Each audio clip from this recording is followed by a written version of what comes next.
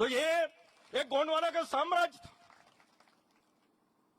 52 घर थे हमारे, एक से एक राजा और महाराजे, रानी और महारानी, पटरानी, एक से एक योद्धा और वीर इस गोंड समाज में पैदा हुए। गढ़ और किले, महल, अटारी, दीवारें, कुआं, बावली चीख चीख कर कह रही हैं कि इस धरती में गोंडवाना का राज था। गोंड यहां के राजा थे। 1750 साल तक इस धरती में गोंडों ने राज किया है। सोने के सिक्के चलाए गोंडों ने। आजादी की लड़ाई में भी ऐसा नहीं कि चुपचाप बैठे रहे। प्रथम पंक्ति में लड़ने वाला कोई वीर सिपाही था, मेरे गोंड समाज का वीर जवान था, योद्धा था, जिन्होंने इस आजादी के लिए खून बहाया। हमें उम्मीद थी कि आजादी के बाद हमें भी हक मिलेगा, हमें भी अधिकार मिलेंगे, हमें भी सम्मान मिलेगा, हमारे धर्म और भाषा संस्कृति की रक्षा होगी, जल जंगल जमीन के पट्टे और अधिकार मिलेंगे हमें। लेकिन आजादी के बाद वो सब हुआ नहीं। पंजाबियों को पंजाब का राज मिल गया, गुजरातियों को गुजरात का राज्य मिल गया, राजपूतों को राजस्थान का राज्य मिल गया, मराठी बोलने वाले को महाराष्ट्र का राज्य मिल गया, उड़िया बोलने वाले को उड़ीसा मिल गया। लेकिन गोंडवाना के 52 गढ़ वालों को गोंडवाना का राज्य नहीं मिला। ये लड़ाई गोंडवाना राज्य की। हमें 52 गढ़ के जो राजकैया थे उनको राज्य नहीं मिला। आज तक अगर हम आंदोलन कर रहे हैं और गोंडवाना की बात और गोंडवाना के झंडा लेकर हम लड़ रहे हैं, लोगों को लगता है कि यार ये लोग राजनीति कर रहे हैं। राजनीति नहीं, हम अपने अधिकार के लिए लड़ रहे हैं, हम अपने हक के लिए लड़ रहे हैं कि जो हक हमें आजादी के बाद हमें मिलना था।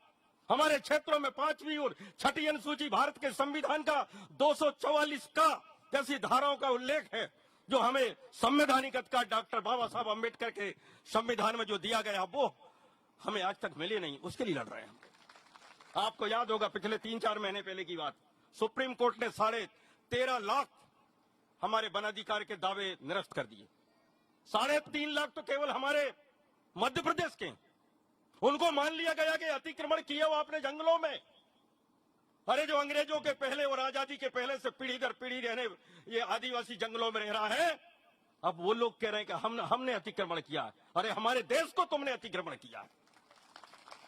भारत के मूल निवासियों को कहा जा रहा है कि तुम्हारे पट्टे निरस्त कर दिए गए, आप जंगल छोड़ो।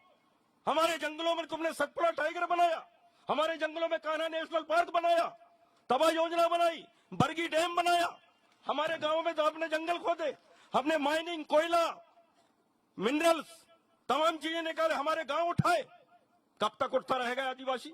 कब तक अतिक्रमणकारी कहलाया जाएगा? ये हम अपने देश में विदेशी बन गए। ये हालात हमारे यहां पर है। अभी भी हमारा आदमी पट्टे के लिए तरस रहा है। जमीन का पट्टा चाहिए कहते हैं। लड़िया, लुखरिया, शेर को पट्टा मिल गया सतपुड़ा में, 50-50 एकड़ जमीन मिल गई एक शेर को। लेकिन हमारा जो गरीब पीढ़ी दर पीढ़ी रह रहा, उसको एक मकान का 2-2.5 एकड़ जमीन नहीं मिल रही है। उसको कहते अतिक्रमण कर लिया। हमने किया कि सतपुड़ा ने किया? बताएं। कोयले हमारे खेतों में निकले, अभ्रक, मैग्नीज, डोलोमाइट, 45 किस्म का खनिज अगर निकला है वो आदिवासियों की जमीनों पर निकला है। हीरा मोती से लेकर चांदी सोना से लेकर डोलोमाइट से लेकर जितने भी माइनिंग है, मिनरल माइंस है, खदानें हैं, आदिवासियों के गांव उठा के की गए। जितने बड़े डैम बने सब में आदिवासियों की बस्ती उठी। जितने अभ्यारण्य बने आदिवासी गांव उठाए गए। तब कहीं ये देश बनता है।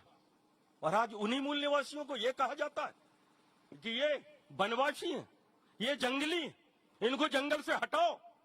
क्या मिला?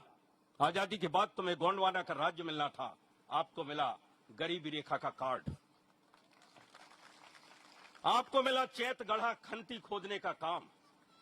जो बहन बेटियों पहले महलों और अटारी और बंगलों पर रहती थी, जमींदार और राजकुमारियां कहलाती थी, आज लकड़ी बेच रही, दूसरों के खेतों में चैत गढ़ा में जा रही।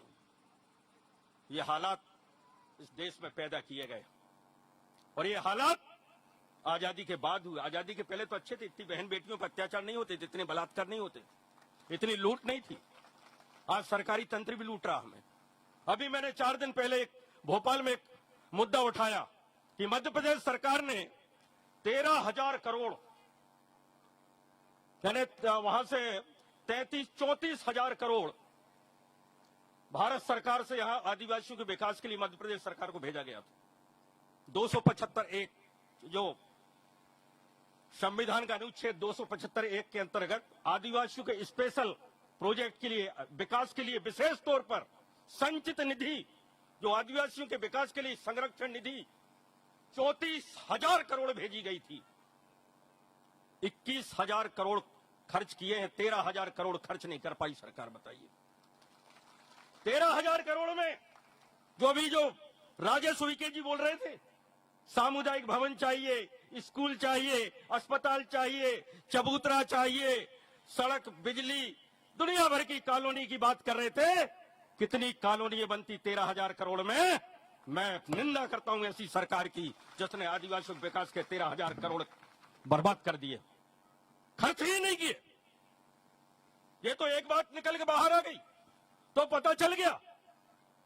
ऐसे कितने हजार करोड़ रुपए आदिवासियों के विकास के दबा दिए गए, खत्म कर दिए गए, दूसरे क्षेत्रों में खर्च कर दिया गया। जहां आदिवासी नहीं रहता वहां पर आदिवासी विकास का पैसा खर्च मेरे छिंदवाड़ा जिले में हुआ।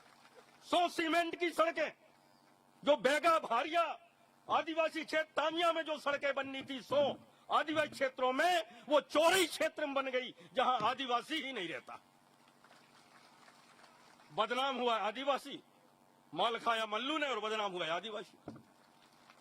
यही हो रहा है। इसके लिए सचेत रहना पड़ेगा पूरे समाज को। इसके लिए आपको संघर्ष करना पड़ेगा, उठना पड़ेगा। बहुत सारे कानून आपके खिलाफ जा रहे हैं। अभी मैंने कल ही एक कानून उसमें पेपर में पढ़ा कि आदिवासी कई क्षेत्रों में महिलाओं के लिए अलग से दारू भट्टी खोली जा रही है। यानी सरकार का खजाना खाली, सरकार का खजाना खाली है करके अब महिलाओं को दारू पिलाना सिखाएंगे अब सरकार। ये हालत, ये प्रदेश आदिवासियों का ध्यान रखिए। इस प्रदेश का असली मालिक आदिवासी है।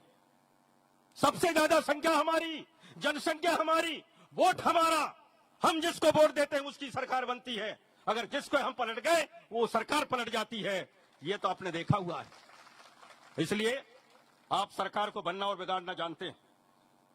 इसलिए आप अधिकारों के प्रति सचेत रहिए। सरकारें आपके खिलाफ या आपके पक्ष में कौन से काम कर रही हैं, सरकारों से कौन सी मदद मिल रही है, कौन से हक अधिकार दिए गए हैं, कौन सी हमको सुविधाएं मिलनी चाहिए, ये हमेशा सचेत रहें। सामाजिक बैठक करें, समाज को चिंतन पे डालें। ये नहीं कि शाम को ही और हम दारू पीने लगे।